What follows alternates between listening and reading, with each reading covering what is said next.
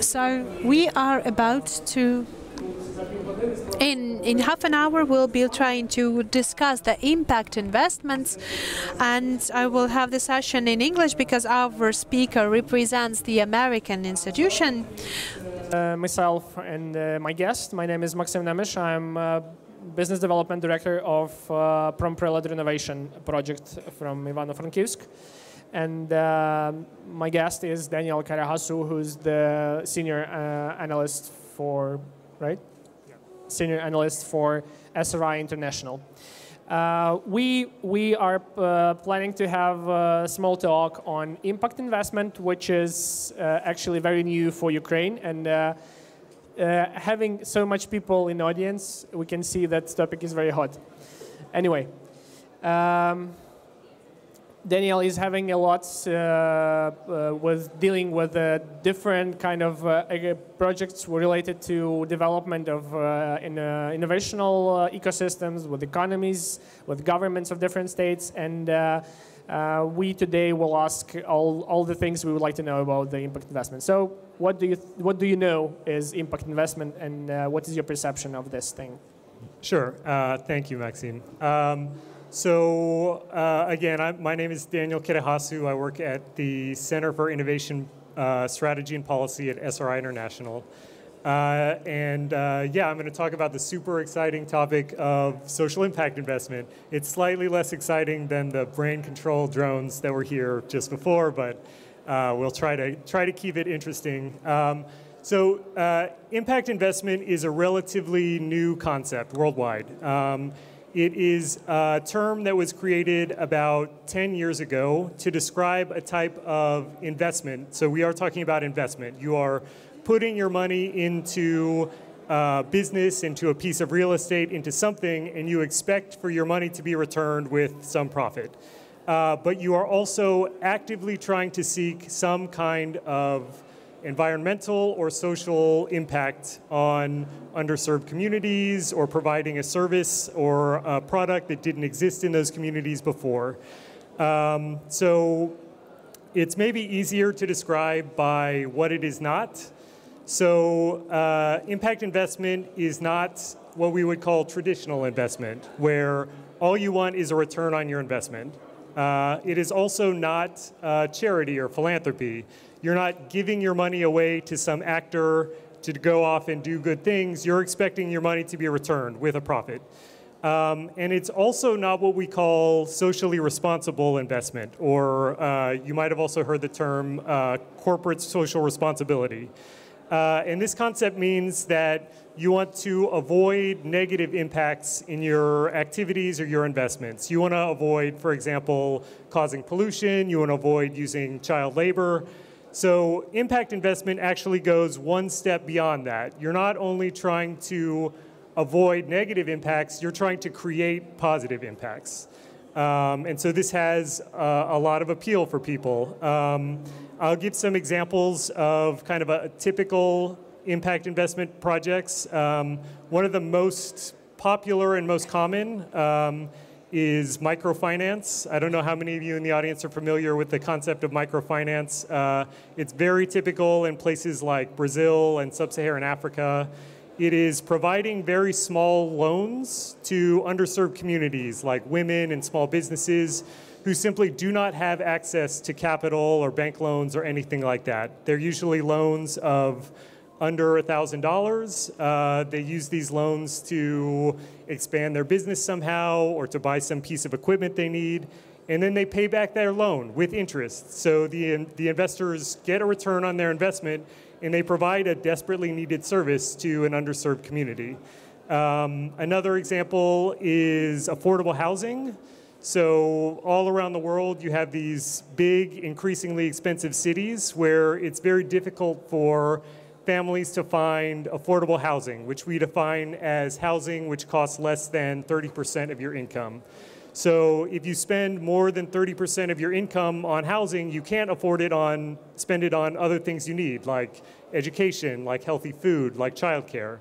So in affordable housing projects, impact investors actually buy real estate. They buy apartment blocks, or usually apartment blocks, but sometimes it'll be single-family homes, and then they rent those properties to families, low-income families at affordable rates for a profit. They don't lose money doing this. There are very large real estate companies, profitable real estate companies in the United States who only do affordable housing projects. Another sort of classic example in the environmental space is renewable energy projects, where these usually occur in developing countries where, it was my, no, okay. No, I'm good. I think I got it. This one, yeah, okay. These usually occur in developing countries where there is not the capital or the resources available to. Are we okay? Okay. Check one. Check. These projects usually occur in developing countries where there is not the resources available to create renewable energy installations. So impact investors will essentially, they'll create an organization, usually a nonprofit organization in this developing country, create a wind farm or a solar farm, and then sell that renewable energy into the electricity grid for a profit. But again, you're providing, you know, sustainable, clean energy in a place where it simply was not available before. To give you an idea of the size of the impact investment market, there's an organization called the Global Impact Investment Network that every year does a survey of impact investors. And they found that last year there were $230 billion of impact investment assets under management, which was an increase of, it's basically doubling from the previous year. So this is a pretty large and very rapidly growing investment sector. So yeah. So generally, any project could be impact investment project if it proves its social impact, right? Yes. Yes, I believe that's true. Yeah. It would be a matter of, and we'll talk about how you measure impacts in a little bit, but as long as you can show the investors that you are creating those positive impacts, yes, it's definitely, yeah. Good. But it seems very complicated, and does it mean that investors should be some special entities, or generally who could be investor in social impact investment? Yeah, that's a really good question, and you actually see investors across the spectrum. So kind of the first people who started making these investments were the more traditional government or quasi-government development agencies. So things like in the United States, the Overseas Private Investment Corporation, OPIC, or the Millennium Challenge Corporation, Norfund in Norway. But then you also see some charities and philanthropic groups. But you see a lot of individual investors who make these type of investments. High wealth individuals, medium wealth individuals, who are both looking to diversify their investment portfolios, but also make positive impacts with their investments. And then, interestingly, you also are starting to see entrance of specialist funds from the big players in the financial sector. So TGP, which is one of the largest private equity funds in the world, has a $2 billion Rise Fund that exclusively makes impact investments. And that's been so successful that they're creating a second Rise Fund this year. And then you're also seeing an emerging trend of utilizing crowdfunding platforms for impact investment. And I think this is really interesting. There's kind of a pretty good match between those two activities. The crowdfunding, because it's a platform, crowdfunding can bring together a lot of people seeking investment and a lot of individual investors in one place. So it's really easy to engage, to share information, especially for individual investors. They can see a lot of different projects at once and make decisions about how they spend their money and how they make impacts. And as to, you know, why someone would make these kind of investments, I think that there has been, it's part of this gradual shift in mentality about seeking more transparency from your investment portfolio.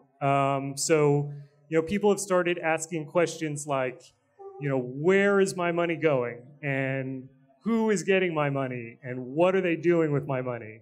And when you ask those questions, you get other interesting questions like, are you doing anything bad with my money? Or are you doing anything good with my money?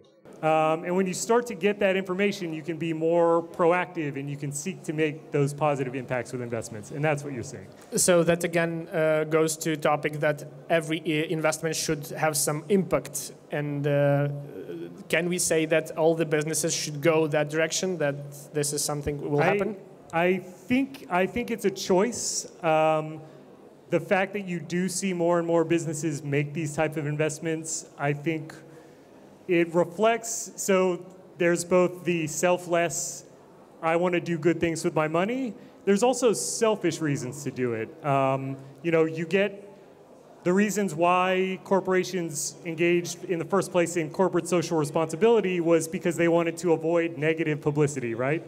If you engage in impact investments, you can gain positive publicity. You can say, I invested this many million of dollars and I created all of these positive impacts. And if you do that, if you make these investments and you generate positive impacts, you should get good publicity for that. And I think that that's a large part of it too. Good, but back to topic of measuring. Investment could be measured by concrete math, but how should we measure the impact? Is it measurable, or how usually they go that this is social impact and this is the measurement of that? Sure, yeah, so it's a difficult question. So with impact investments, you do have those two parts. It is an investment. You're seeking a return on that investment. So all of those questions you ask with traditional investments, you ask here. So what is my investment timeline? What is my exit? What is my return on investment? You ask those same questions, but you also have to ask, what kind of impact did I make? How can I measure that impact? And this is what's of great interest to my organization, SRI International. We have, for many years in the past, we worked with a lot of government agencies, for example, that engage in economic development projects, that provide public services. Those organizations have budgets. They get money from the government, and they have to prove that they use that money to create impacts. And we worked with them for many years to kind of show, how do you track those impacts? How do you measure those impacts? How do you trace the flow of dollars to impacts? And you ask a lot of those same questions with impact investment. It sort of depends on the type of project. Some projects are very easy. We were talking about this earlier. So, for example, with renewable energy projects, it's super easy. How many kilowatt hours or megawatt hours did you install? How many did you generate? How much did you sell it for? That's super, super easy. With affordable housing, it's a little more complicated. You can talk about how many units you rented, how many people lived in those units, what % of their income they spent on rent.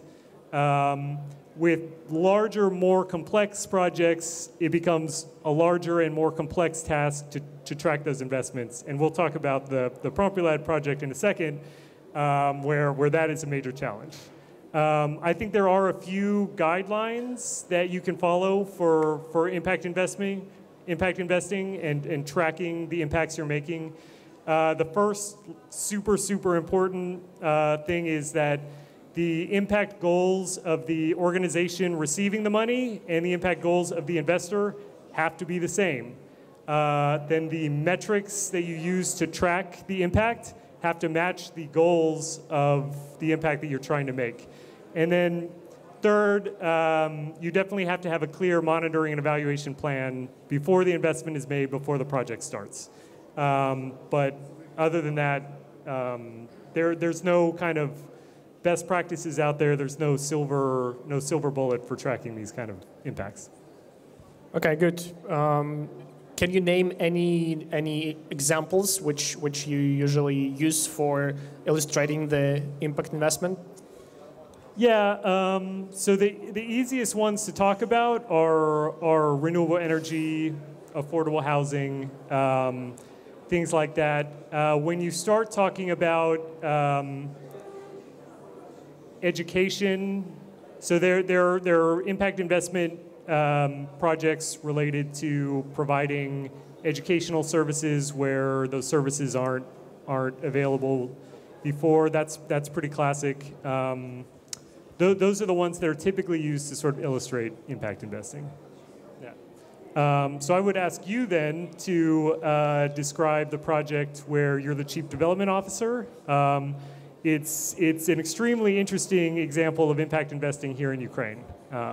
Yeah, actually, we do impact investment project. This is a great area of 2 hectares in the central part of Ivano-Frankivsk, which previously had a huge story as the plant, Promprilad, and over 100 years of industrial history.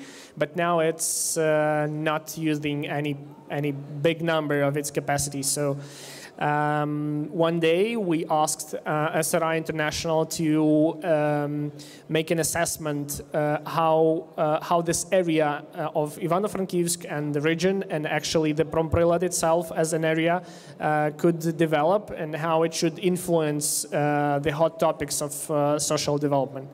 So we had a huge job done, and based on the report, we decided that Promprilad, with all its buildings, will be the civil center, the ultimate center of business and social activities. So that's what we do now. We renovating those old buildings to create offices, to create maker spaces, to engage people into arts, into urban studies, into new development and education.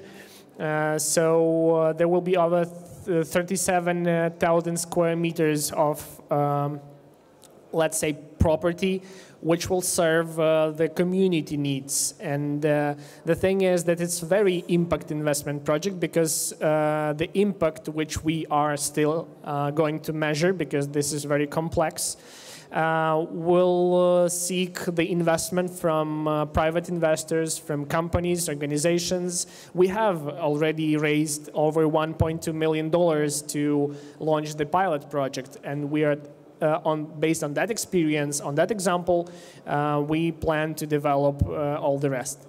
So, as I said, we're looking for investments too, and this is the thing which now is very complicated, because based on this audience, we can see that impact investment is not something which is very hot and trendy. And usually when you explain to investors that the return period on investment is not 2 years, but 10 or 12, they usually say in Ukraine that this is not business, which is not very common in Western world. At the same time, when we're talking about impact and social impact, they usually are not that interested in asking on personal image bonuses and benefits which they can get from investing in such a project.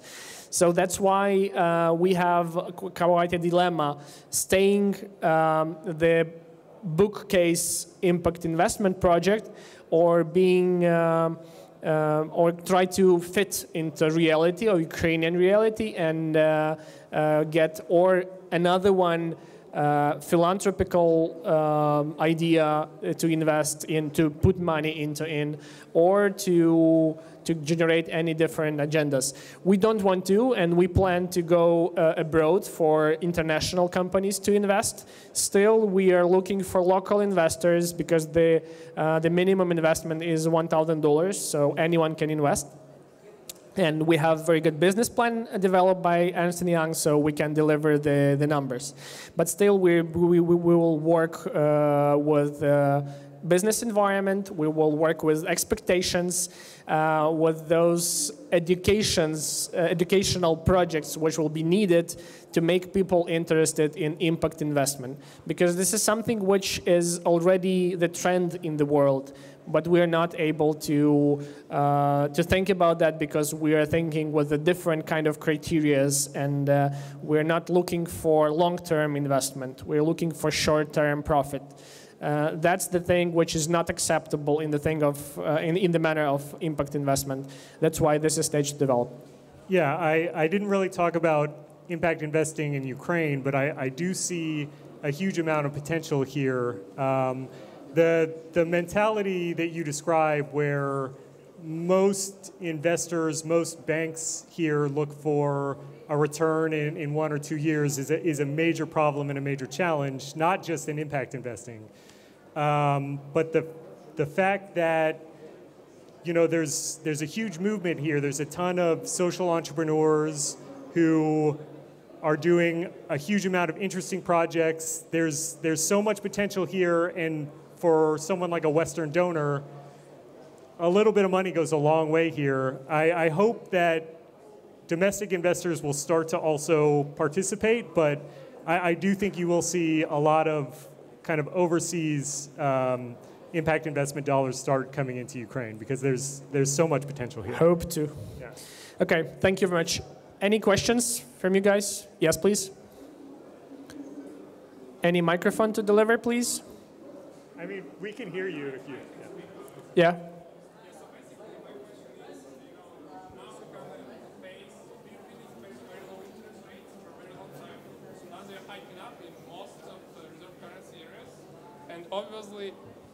And obviously, these kind of projects usually they have lower probably NPVs than some regular investment. So I think that can hit you like pretty hard, right? The impact investment. So what's your perspective on the upcoming years, considering the monetary policy situation? Yeah. So and this kind of speaks to the trade-off that a lot of investors have to consider when they make an impact investment versus just a traditional investment. Some impact investors expect a market level return on their investment, and some are willing to offer, if it's a microfinance loan or something like that, sometimes typically they offer lower rates and they get a lower return than what they would do if they invested in the market. It really depends on the investor itself and the project. I think that if it's a loan project, someone who's trying to borrow money at a lower than market rate, there will be investors there who are willing to do that. It might not be every impact investor, but there will be impact investors who are willing to do that, for sure. And based on that, I will add some words that actually the return term of investment is pretty longer than usually. NPV is damaged more than IRR, because you can get better IRR even on a longer period of time, but NPV is usually mathematically goes down. So this is some special, I would say, knowledge the finance people have to be able, analysts, to be able to analyze the impact investment projects separately with all the rest investments. This is good as image investment, but when they take those numbers in Ukraine, definitely, the investment funds, they say, we will not invest because this is something we're not able to fit into our strategies. Like 10 years is something we will not planning on. So that's why, even though this is hard to predict. Okay, any other questions? Yes, please. Thank you for your discussion. My question is about the last point you made about the international agencies, which are kind of able and they can see the potential, but something prevents them. From one hand, from the other hand, we experience now in Ukraine during the last 4 years and at least for next 2 years, huge presence of international donors and organizations, and this is forecasted to end at some moment. So does it synchronize with your point, or it's different group of international organizations, and what prevents them from coming to Ukraine to such project?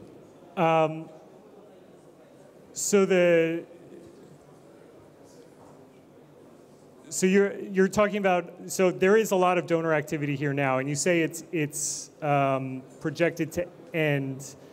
Are you saying it because that activity is currently related to the conflict with Russia? Yeah. That's a good question. It'll probably be at least a somewhat different group of donors who are coming in, because if you look at someone like USAID, someone who has a mission like USAID, they're probably not going to make social impact investments. But an organization like OPIC is definitely much more interested in social impact investments than in investments in infrastructure and cyber security and things like that. So there will be some overlap, but it will probably be a mostly different group of international donors. I think there are just a lot of organizations who aren't aware that those dollars are available to them. Again, it's a social impact investment is a relatively new concept. So if you don't know that you should be targeting impact investment funds, then you're not going to get that money. And I think a lot of it is information barriers. Okay, thank you very much. Our time is already off, so thank you very much, Daniel, for coming, for talking. I hope the next year the impact investment talk will be twice big as this one. Yeah, that's the goal. Yeah. Thank you very much.